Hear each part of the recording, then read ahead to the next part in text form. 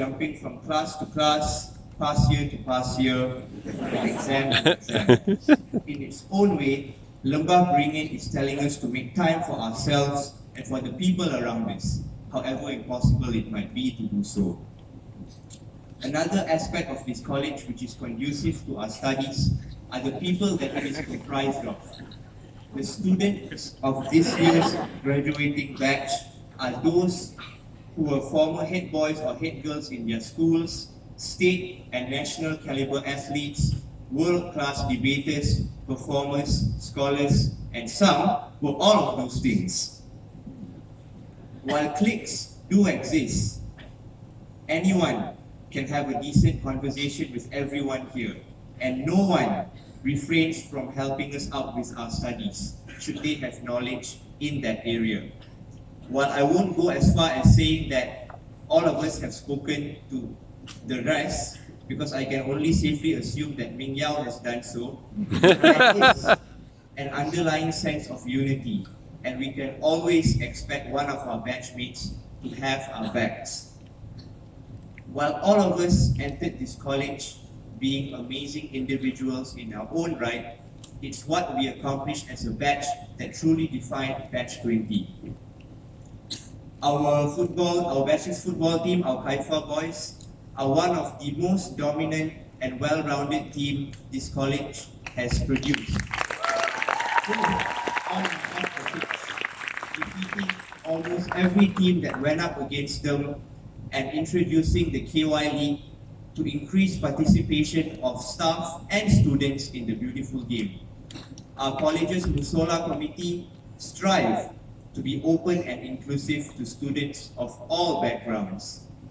Our college's house captains, vice captains, and committee members were ones who led by example, sacrificing hours of sleep and placing their own interests in the backseat in order to invoke a spirit of healthy competition amongst us and providing a sense of belonging for us. And our batch's student council was one of the most troublemaking, headache-inducing, outright rebellious ones ever. So I guess Tuan Class was on point when she set our UCAS verification code as Terrific 20, because that is truly what we ended up becoming. I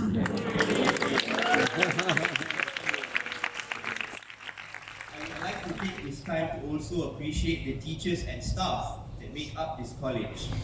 The teachers here are ones who, snide comments aside, are extremely willing to help us out with our studies out of class hours and entertain our most ludicrous questions. The wardens, matrons, and house parents work around the clock to take care of our needs and are always a phone call away. The University Relations Department is extremely nurturing and forever patient with our tardiness and antics. Yay, Cass! Work hard to provide variety to our meals and prevent the random bug from entering our food.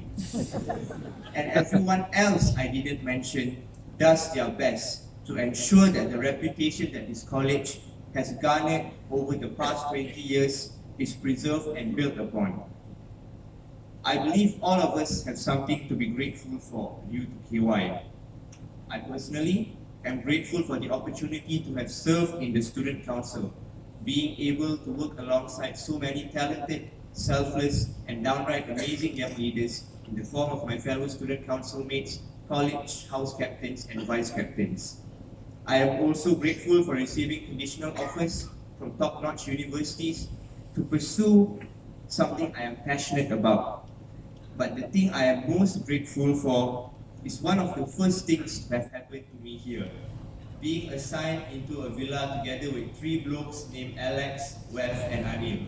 And thanks to that, I can recall many nights where I was either supposed to be sleeping or studying, but instead I was up having a lepak session with them. And those nights are some of the fondest memories I will take with me from this place. And I hope that each of us have those sorts of memories, as they serve as embers when we depart to our respective destinations. Embers that give us hope warmth, and light in our darkest nights. Embers that remind us that people who truly care for us are only a text message or a call away. As a batch, we've been through a lot. We entered this college under the presumption that psychology will be offered to us as a subject, but lo and behold, it wasn't. And up till this day, no official explanation has been given on why that entire department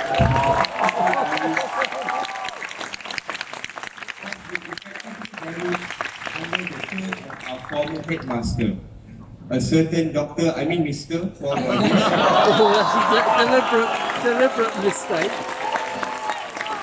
his PhD was about as legitimate as Alex claiming to be the Sultan of Penang, who was allowed to run amok in this college for over half a decade just because he was a persuasive talker and had the right connections. We've had to witness a Nepal outreach program being cancelled at the 11th hour after our batchmates had fought hard to raise over 20,000 pounds. We've had to see a few of our batchmates leave us. Some because they couldn't cope with the stress, and others because their state of mental health deemed them a liability in the eyes of the college. We've had to deal with the constant possibility of being predicted a grade lower than our AS grade, a subjective and unregulated move which achieves nothing but jeopardizes our chances of getting into better universities. I personally have witnessed my batchmates being threatened to have disparaging remarks being included in their university references just because they voiced their dissatisfactions.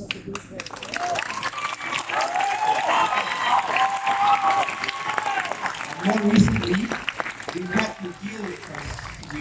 to deal with constant construction noises, frequent blackouts, and the inability to study in the resource center because apparently UEM doesn't understand how these colleges' semester schedules work.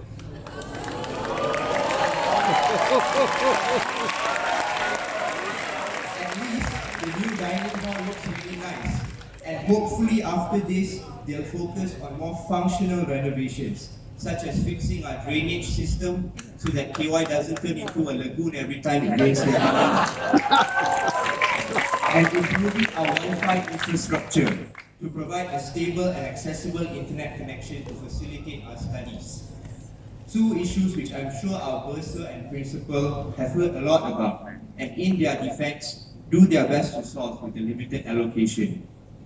And the most devastating thing that I have seen are fellow batchmates being unable to pursue their higher education abroad because they didn't meet their sponsors' overly ambitious expectations, such as securing an Oxbridge offer and completely disregarding the rest of the Russell Group universities, or because of their sponsors cutting down on expenditure, all after having studied hard for 18 months.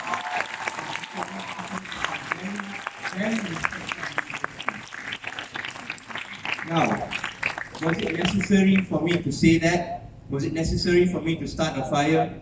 Well, yes and no. The fire has been blazing for a long time, and I was just sounding the alarm. It's now up to the management on how they wish to react. They can choose to ignore the heat, edit this part out of my speech, citing technical difficulties. Or they can choose to put out the fire at its source.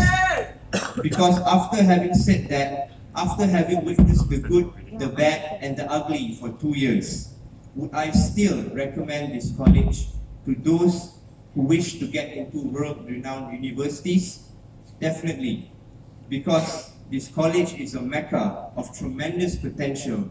This college, for its size, probably produces the most number of future leaders in the national and global arena here in Malaysia.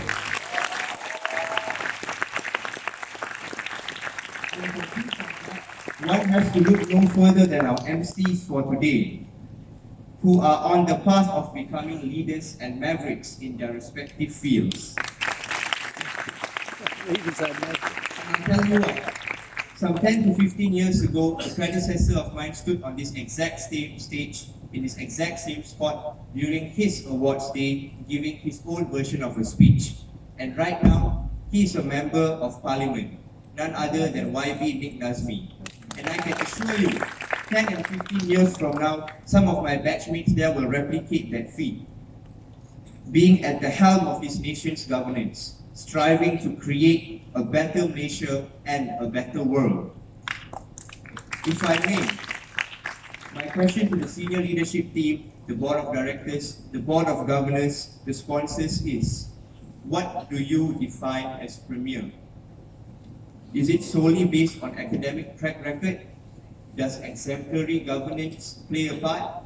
Does ensuring that your sponsors, that your scholars who come in here with your sponsorships are ensured scholarships to good universities abroad and that their degree pathway are seen through fully play a part?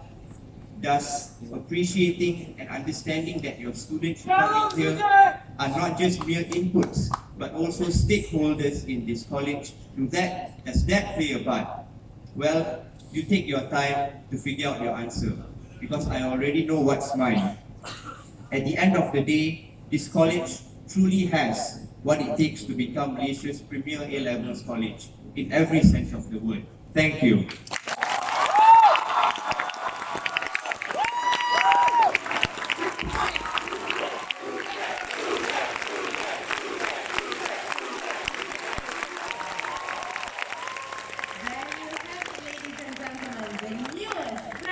Of KYUEM.